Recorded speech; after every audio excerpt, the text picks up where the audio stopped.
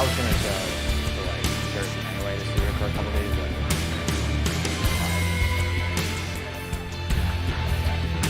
like there's no like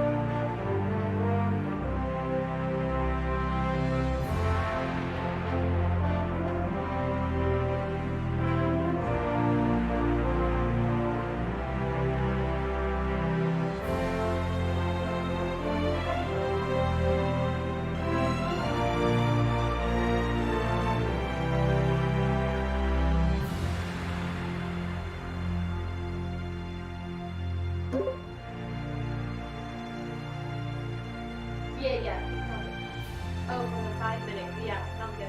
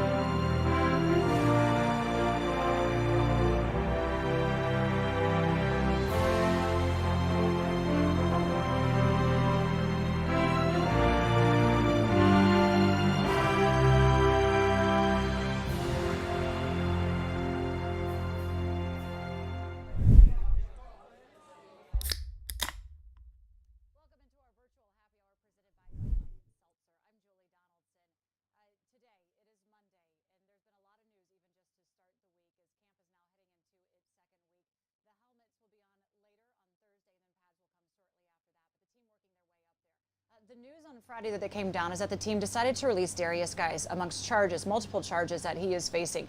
This was a decision that was not taken lightly. You can see the team acted quickly twice. They acted quickly once they learned of the news. They told Darius that he would not be allowed to participate in the team activities that day. And then once they did a further investigation into what the allegations were, they decided to make the decision that he would no longer be with the team. So, of course, we will see how this does play out, but the team will go forward with the running backs that they do have in the room.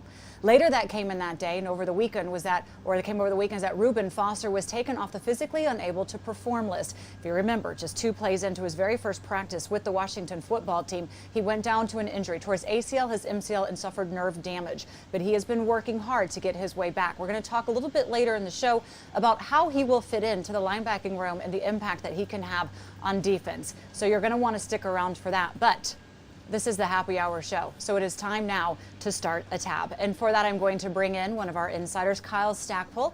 Kyle joining me today. All right, Kyle, a little bit of news to get going for the day. That's exactly what it is. You've been writing about all of them. People can go to our website to get the details and further on what's going on. Yeah, for sure. It's a really exciting time. We have acclimation period ending on Thursday, and the pads or the helmets are going to be on, and then a few days after that, they're going to have helmets and shoulder pads. So it's all coming, and we have you covered every day, 2:30. So I'm excited to be here. All right, well, as we do start this tab, well, we're going to be talking a little bit about, first off, we told fans that this is what was going to be coming. We have the journey that is going on, and we wanted them to be a part of the process as we officially put away the old name. We know that that is something that is very sensitive to a lot of people. There are high emotions on having to do that. So the best thing we can do as they do go through this transition, as we do go through a rebranding process, is to try to bring everybody along for it. We want to be transparent. We want to be thoughtful. You're going to be hearing those words throughout this entire year as we do try to get to what we're going to be calling ourselves. So on WashingtonFootball.com, at Washington Football, you can have the opportunity to submit your ideas for what you think the name should be. And we are listening to you. We are reading every single one of them. There have been over 5,000 submissions so far of people saying not just what the name should be, but what it should mean. So I'm just going to read a couple, Kyle. We're highlighting a few that are sticking out to us, but again, we're making sure we go through everything. So Brian from Fredericksburg says, the Washington football team is more than Washington, D.C. The Washington football team represents the people. It's not the government or some mystical being that we can look up to. The Washington football team represents courage, outstanding achievements, and noble qualities. So when you are thinking of a name that you go forward with, those are qualities that we really liked from you, Brian, to pay attention to. Jeff, also in Virginia, says the only elements of Washington football's identity are the community it represents, the support it plays, the sport it plays. There is no team identity and no team that is more built to last than the one that has stripped away everything other than these two most important elements as an NFL franchise. So, folks, basically we're telling you, keep coming in, telling us what you want the name to represent and what you want it to be. Kyle, there's been a lot of good feedback, too. Yeah, really. It's been amazing. Those were only two of about 5,000, and there's a lot more good ones. So really, it's just know that your voice is going to be heard, and you matter as a fan of the Washington football team, and we really want to hear from you. So make sure to go to that website and submit any and all feedback you have, any ideas that you have, and we're really going to take it all into account as we move forward into this new era. I know some were saying, you know, we're showing you the signage coming down because, again, you can't get out to see this. So we're trying to have our cameras on everything that we can to kind of show you the whole process. Again, we understand there's some sadness to it, but we hope that there's going to be even more excitement as we move forward. Part of that as well is coming up with a hashtag. And, well, we want to make sure that's inclusive as well, and we bring you along. Now, we were going to go with 1932, and Twitter was going to make an exception and put a little emoji on the end of it so that we could actually be the only one, the hashtag, to have numbers, which was pretty cool. But you know what? Hey, things happened. Things got a little ahead of ourselves. So we decided just to open it up and say, you know what, if we want this to be inclusive, we got to bring you along. So we're asking you for the hashtags as well. We've had some pretty good responses too, Kyle. Yeah, seriously. And I know that one idea that was getting floated around was team. Obviously, Ron Rivera has team on the back of the jerseys to really promote unity and culture. So that's just one of the many ideas. And that's another thing where the fans are going to be involved with social media. Hashtags are so important and so crucial. So it's really going to be cool to see what hashtags everyone comes up with and then what we end up deciding on. Yeah, again, I just love that everybody is going to be a part of this process. So go in. We've seen a lot of them, hashtag Washington, hashtag Burgundy and Gold. We want to hear from you. So we will make sure that due process is done before we move on with anything going forward. That's the motto this season. We want to make sure that we get it right before we stick to anything. All right, so there we go. We opened up our tab. We're going to see what is on tap when we come back. Coming up in the show, some really cool stuff. I chat with Dwayne Haskins Jr. I asked you to give me some questions for him. I bring them in. There's a lot of noise going on behind me, but we chatted with him for a good 8 minutes, so come back to see what Dwayne has to say. Also, we're talking about Reuben Foster. He is off the physically unable to perform list, but where does he fit best in on the defense? We'll discuss that. Take me out to the ball game. Take me out to the couch. Baseball or football or racquetball. We don't mind, we'll watch any at all. 'Cause it's root for the home team. Oh, way, we don't really care. Oh, no, I care. 'Cause sports are finally back and there's a Bud Light there. A moment of joy, a source of inspiration, an act of kindness, an old friend, a new beginning, some welcome relief, or a cause for celebration. What's inside? Possibilities. What we deliver by delivering. This is the front door. Here's the living room. The hallway that takes us to The kitchen. The bedroom. oh, and of course, where we spend most of our time. The backyard.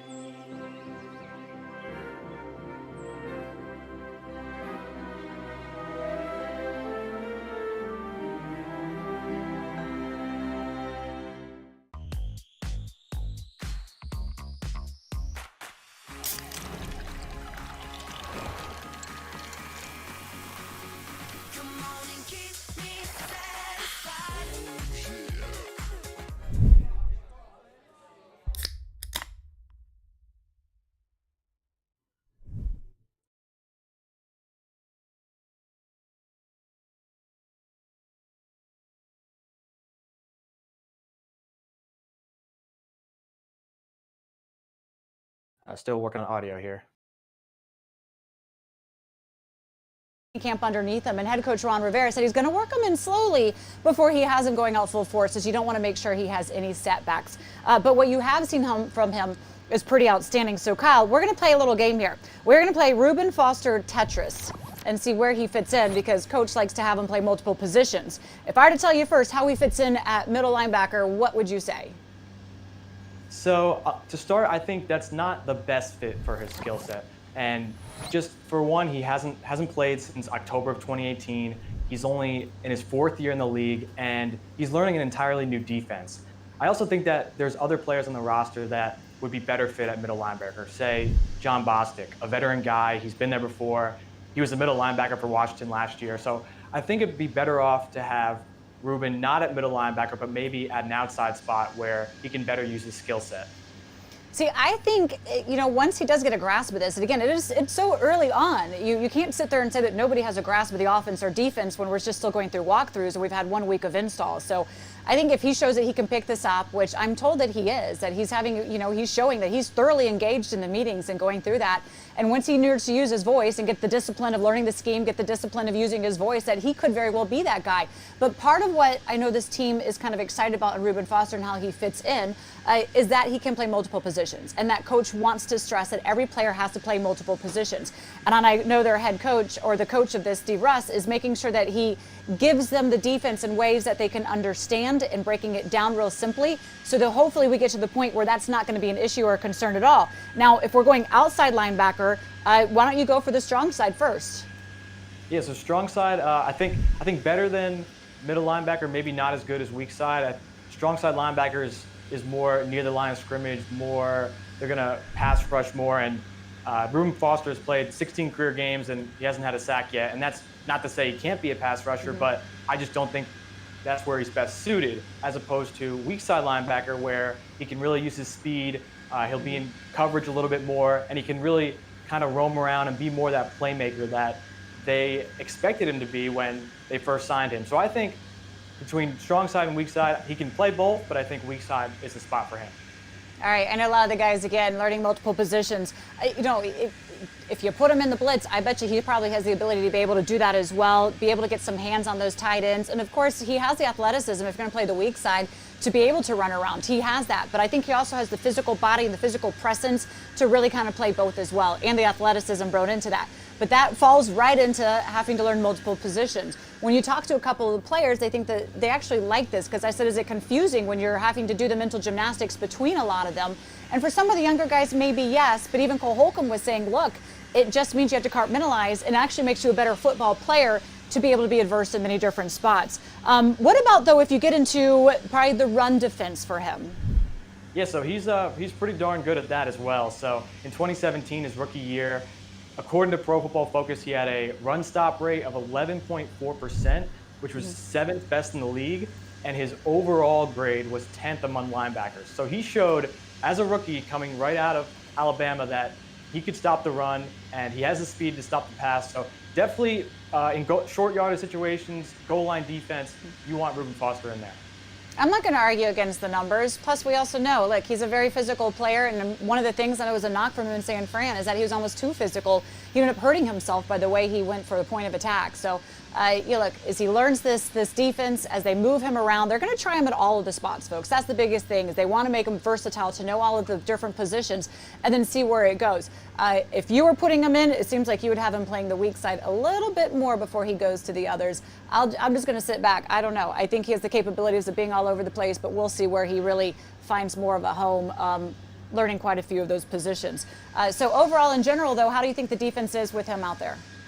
Yeah, so I think of, regardless, whatever position he plays, middle, strong, weak, he is an explosive playmaker that Washington really needs to add to their defense. So they have the defensive line, which is filled with first-round talent, and they added Landon Collins last year as a playmaker in the back end. But to have Reuben Foster as an explosive playmaker in the middle is really going to help out both the secondary and the line. So Ron Rivera said it today. He said he could be a very big asset to Washington's defense. Now it's just a matter of how quickly he comes along and how he looks by the time the season's going to start.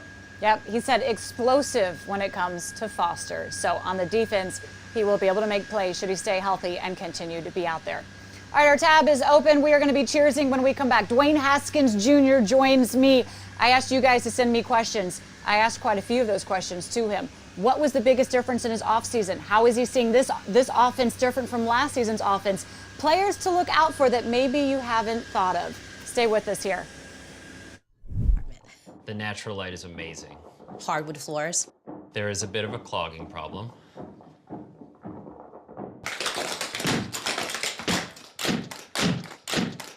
At least Geico makes it easy to bundle our renters and car insurance. Yeah, helping us save even more.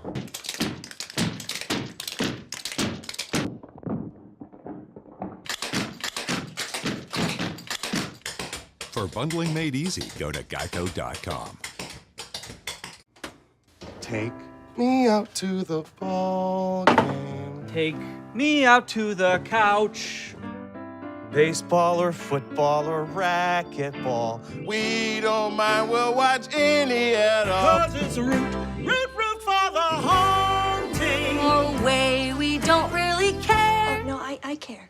'Cause sports are finally back and there's a Bud Light there.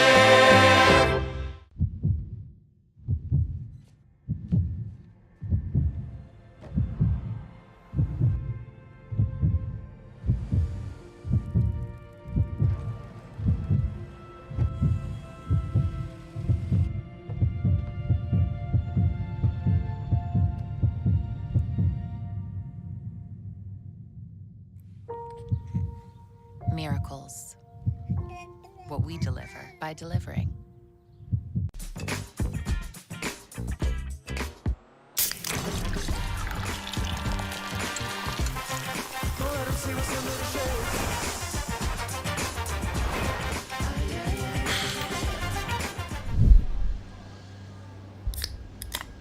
It is the virtual happy hour presented by Bud Light Seltzer. I'm Julie Donaldson. We love having you here with us every single day at camp at 2:30. Also, every day I have the opportunity to talk to one of the players. It's not a unique situation. It's not normal because we can't just go up and interview them off the field. But we're bringing you the access as best we can. Today, I chat with Dwayne Haskins Jr. There's a lot of different topics that you could go with him. He's coming into this year knowing that he's the guy. It's his team to lose. So how is that impacting his confidence? How is he getting ready? And also, what is the quarterback room looking like? Here is Cheers to That with Dwayne Haskins Jr. Yep, we are rolling. So you're a good weekend to kind of walkthroughs here. How much can you kind of really get through the system that's being installing with walkthroughs? It feels great. I mean, I don't even know what day of the week it is, but I do know what my drop is on one of my concepts. So just being able to get out here with the offensive coordinator, quarterback coach, and the guys and run through the plays has been great.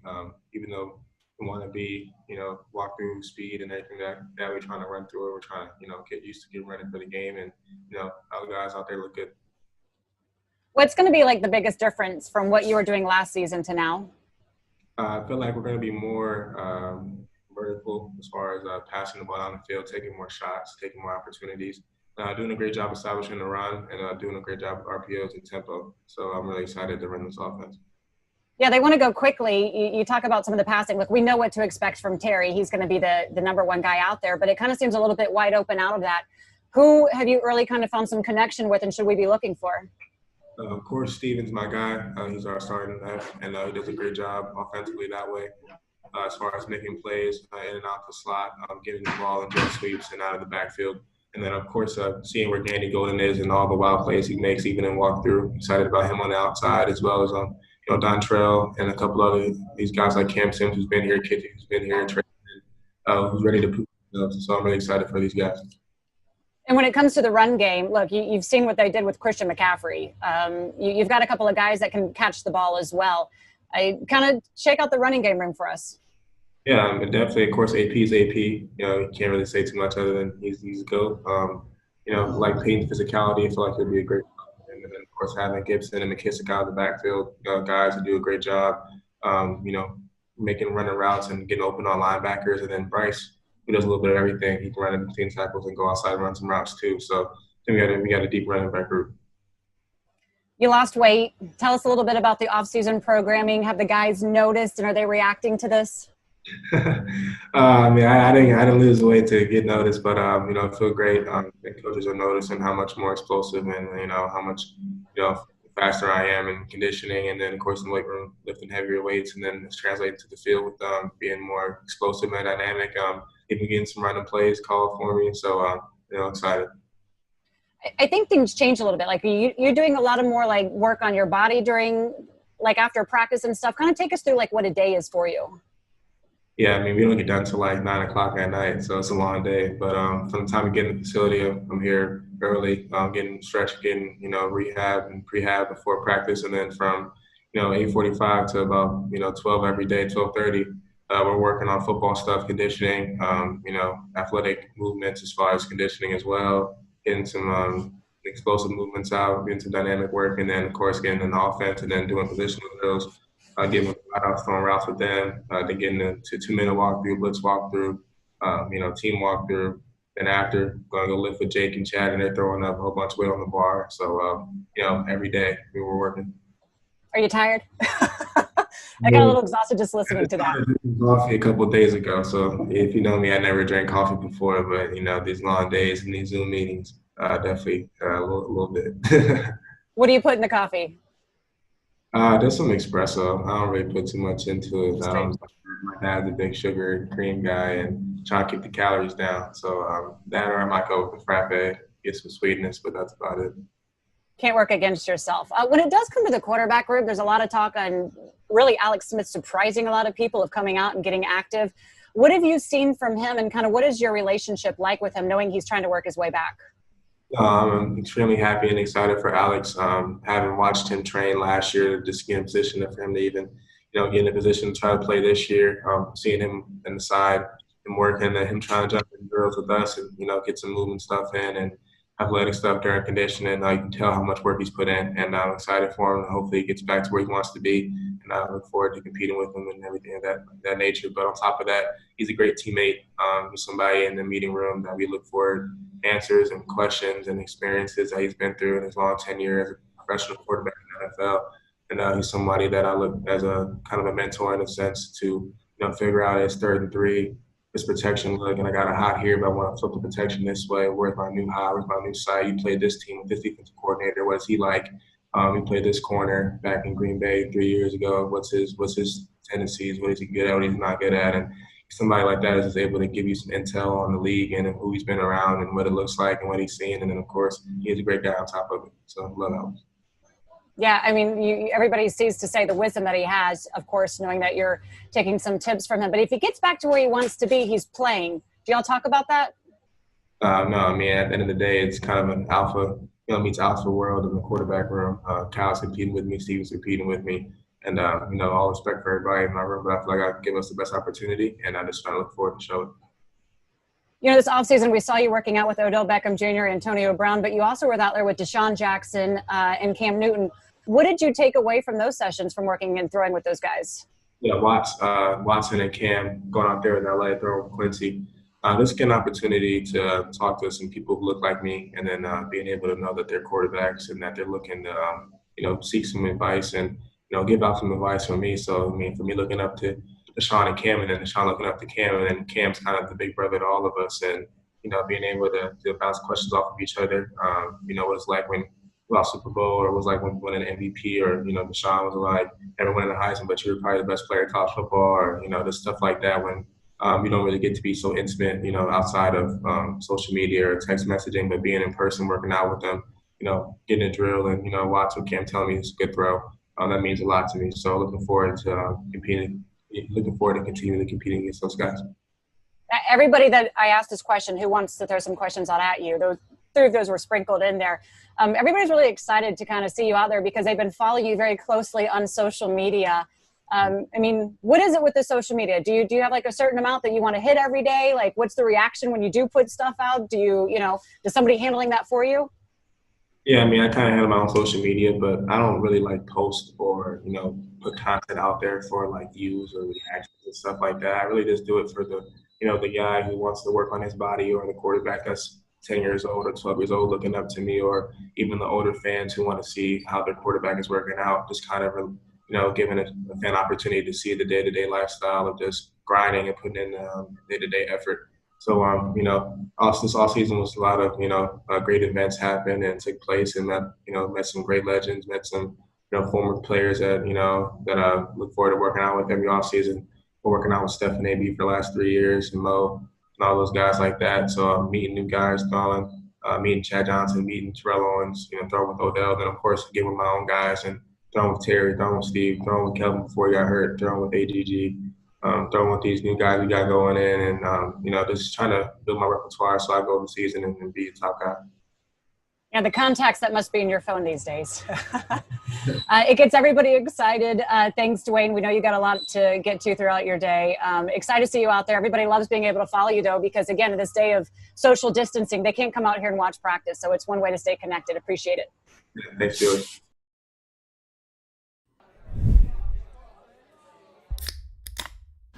Kyle, if we were to probably ask him who the most famous person is in his phone, I don't know. I know he's got LeBron James in there, but it's probably a pretty extended list. Yeah, for sure. Just the players that he's worked out with this offseason is like the who's who of the NFL. And even some alumni when you talk about Terrell Owens and Chad Ochocinco. So I don't know. It's probably someone we don't even expect. But, yeah, he's surely working out with the best, and he wants to be the best. So it makes sense. I love that, watching him go out with those guys, some of the best receivers, and saying that he's learning and trying to grow, because it shows that he's taking his craft seriously, which of course he always has. That's never been a question, but he means at all when I say that. But I love the fact that he's going and saying, all right, what can we do? Learn from them, share notes, stay in connection as well. I think that's important. And you do take the pictures from last season into now, look, growing into his body, working out hard, working on his diet. I like that confidence coming out of him, though. It's working for him, I think. Yeah, and he should have that confidence. He lost about 17 pounds since when he first got to Washington. He's more explosive, he's faster, he's stronger. And I think he even said that the coaches were running some plays for him, so he could maybe get in the running game now. So he's done a ton. He has a lot to feel good about.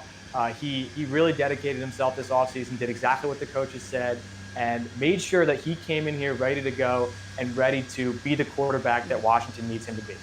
You saw him scramble plenty last season. The fact that he's slew-footed, but he has picked up a good bit this season. We'll see how that works out. And look, when you look at this offense, they're going to be trying to throw anything and everything to get it going and try to trick the defenses, that is. But when it does come to what his teammates think about him, well, Morgan Moses was chatting with the media, and he paid close attention on how Dwayne handled him last season to this season. Body presence is, you talk about a QB, you want his body presence to be, you want him to stand tall, his shoulders tall, you want him to feel confident. And I feel that from Dwayne, when we break the huddle, like even when it comes to play calling, like he's not getting a call and mumbling it. Like you can hear every word he says in the huddle, and we break the huddle, we get up to the ball, and then we're just in the week one. So I feel like those are the things that, he might have struggled with the year before that he has cleaned up, and just being confident. Like, we understood, it's a rookie coming into a huddle with grown men. Like, you don't really understand it. But, I told him, I said, look, man, when you get in that huddle, if you go in there whispering to us, we're not really going – it's a respect thing. So if you get in there and say, hey, man, this is the play on two, you say it with confidence, like those guys are going to pay and they're going to be locked in. And I think he's developed that mental aspect of his game. I mean, that comes straight with the confidence. I know last season you kept talking about the cadence, learning the plays, calling them out confidently. But here's the thing. Also, the offense last season was really complicated. It took probably 30 seconds to call one play. They're making it simple, and they're making it so he can have total command and control. But Kyle, what are your keys for Dwayne having success this year? All right, so key number one is going to be knowledge of the huddle. And this is even more important than any other year because we didn't have OTAs in person. It was all online. And Dwayne is learning his third offense in as many years. But it does seem like has a really good grasp of it so far. So when we talked to Coach Rivera last week, he said that Alex Smith probably knows 75% of the playbook, but that Dwayne's not that far behind. And that was last week. So I think him just getting everything down and knowing everything and knowing what everyone else does is really going to be step one to becoming the quarterback he needs to be. All right, keep going. What's number two? All right, number two, we're going here. Better decision making. So you talk about touchdowns to interceptions. He had 7 touchdowns, 7 interceptions. But this really is more than that. It's about making the correct reads, going through his progression, throwing the ball on time, throwing to the right receiver. And it comes down to whether to take a risk or maybe take a sack or throw the ball away. So just making better decisions consistently and limiting those negative plays. I know that's something he said he wanted to work on was, reading the defenses. Where are his eyes looking? Where is he going? But look, I mean, turnovers, that's something that you just grow with as well and hopefully eliminate. All right, number 3 for Kyle's keys. Number 3, command of the huddle. And it really goes back to what Morgan Moses was talking about in terms of his body language and just his tone. Especially with a lot of young players, he's really going to have to be that leader of the offense. And the more confidence that he shows, the more confidence his teammates are going to have in him. That, to me, that is pretty much probably the most important thing, is that confidence in himself that he can lead the men, lead the room, and the rest will fall in line because we're seeing that he's putting that work in there. All right, those are Kyle's keys for success for Dwayne Haskins. Oh, you do? I got an extra key, yeah, bonus key. Oh, a bonus point. Well, I always like bonus points. So, and it goes back to him slimming down. We want him to use, or I do, more use of his legs because he is slimmed down and he did show mobility last season. And I think he's going to be even more mobile this year. And if he's able to scramble around and do rollouts and get out of sacks, that's going to be huge for the offense. And it also opens so much more up if you know the quarterback can get out of the pocket and make throws. So I think Dwayne has prepared himself to be more mobile this year, and I think it's really going to show off. We've seen those videos of him using his feet. We'll see them in action soon enough. Thank you very much, Kyle. When we come back, we're going to be closing it out, telling you what is on tap for tomorrow, what you want to be paying attention to. Is the front door. Here's the living room. The hallway that takes us to the kitchen. The bedroom. Oh, and of course, where we spend most of our time. The backyard.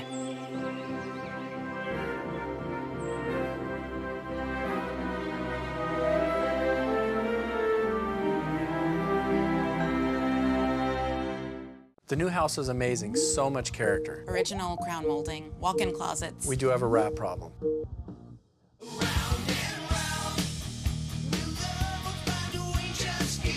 At least Geico makes bundling our home and car insurance easy. Does help us save.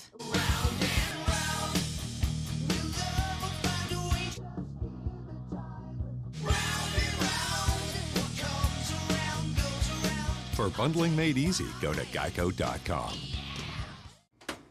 Take me out to the ball game. Take me out to the couch. Baseball or football or racquetball, we don't mind, we'll watch any at all. 'Cause it's root for the home team. Oh, way, we don't really care. Oh, no, I care. 'Cause sports are finally back and there's a Bud Light there. Time time to close it out. Julie Donaldson, been here with you for every happy hour. Kyle Stackpole was my partner today. We are sponsored by Bud Light Seltzer. But before we go, as we close this out, we have to say happy birthday to Jeremy Sprinkle. Hope it's a good one for you as well. Doug Williams had a birthday yesterday. Of course, we always have to honor and celebrate him. Talking tomorrow will be Dwayne Haskins Jr. to the media at 8 o'clock, and then Ryan Kerrigan will be talking at 11:15. Join us 9 a.m. for Washington football practice live, as we'll be back here at 2:30 for another happy hour. Thanks for joining me, Kyle. All right. All right, everybody. We'll see you again tomorrow. Woo!